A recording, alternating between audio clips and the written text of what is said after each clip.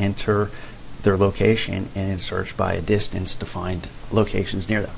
Alright, it's going to be very simple, but in this tutorial it's going to be where I'm just going to show you how to set it up, okay? Because I'm going to have like 8 different types of store locators that you can choose from, but this tutorial is just going to show you how to set it up because they all are set up really the same way.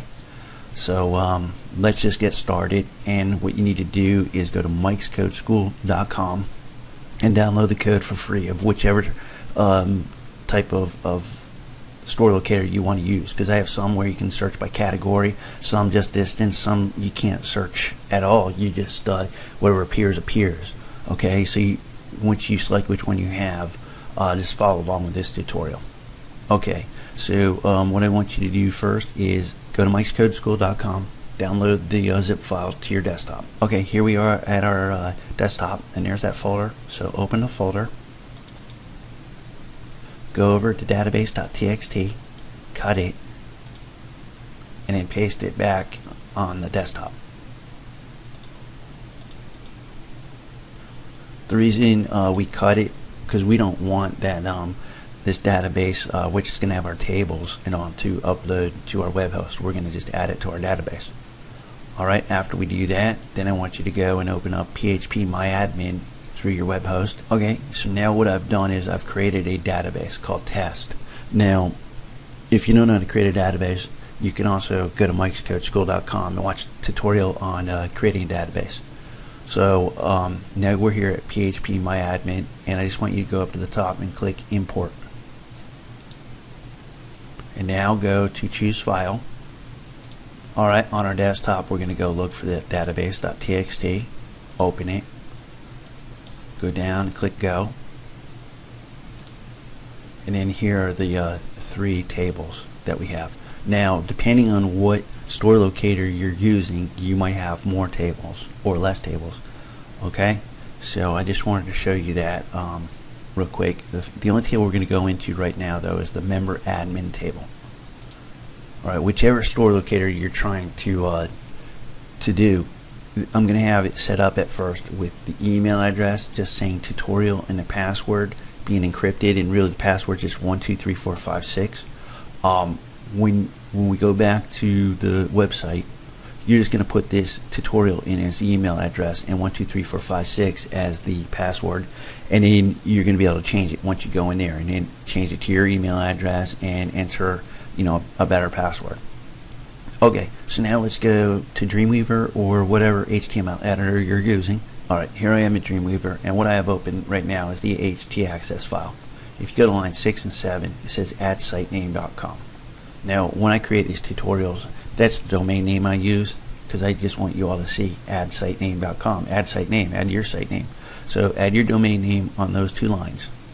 Alright, and now after you do that, go to the scripts folder and open up the connection file. And on the connection file, what this is going to do, it's going to connect us to that database we just created. So what you need to do is put in your username, your password, and your database name here.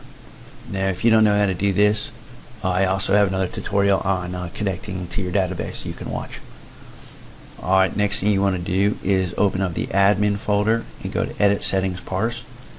And if you go to like line 72, this is going to have an email address that I'm using for this site. Now you're not going to have members joining this site or anything, but what this is for your purposes. When you sign or change your email address or do certain things, it's going to send you an email, so it's just going to send it to you. So just put your email address in here and actually highlight it, and then go edit, find and replace, and then replace it throughout the whole site, because I think it's just in a couple places, but replace it throughout the whole site with your email address. Alright, next thing what you do, go to index, and then go again, edit, find and replace, and again remember we're using add-site-name.com as the domain name. You need to put your domain name throughout this site. So in the replace section, just put your domain name and change it throughout the whole site. Once you're done there, we could upload all these files and folders, but I want to show you one more thing. If you go to the JS folder, which is for JavaScript, and pick the scripts file, this is going to have in gray a lot of comments. I'm just trying to tell you what things do and what's the point of them. So, and what you can change things to, like right now I have the map set at road map, but you can change it to satellite, hybrid, terrain, whatever you want to do. If we get in here a little bit, when we first do a search and for locations, it's going to be a blue marker is going to show, and that's for this tutorial. Other tutorials going to be different, but I just want to show you this. It's going to be blue marker, and then when you hover over the marker or you hover over the results for the locations in the sidebar, it's just going to highlight that marker, and we have it to highlight it in red.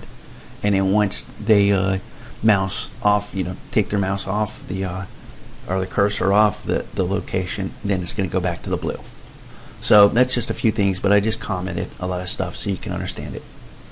Okay, so now after we've uploaded everything to our web host and we already created our database, let's go now to the site. Okay, now we're back at our the website we just uploaded. It's nothing great to look at. It's just very simple. Change it to however you want it to be.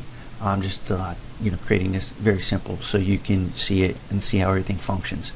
Here, of course, we have our map, and here's where a user would enter the city and state or zip code to search.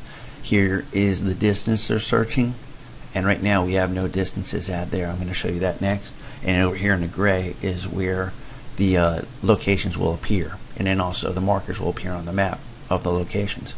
Now this is going to be different for different tutorials. Some's not even going to have this. It's just going to appear with a map with locations, but remember, we're just showing you how to set up the store locator. So the first thing you want to do is go down to the bottom of the page, and you can log in as the administrator here. Now again, change it to however you want. I'm just doing it like this just for your purposes, just to show you how it works. You might not even want a login link here shown at all on your website. You don't want to just go directly to this login, and so nobody will see it. None of your users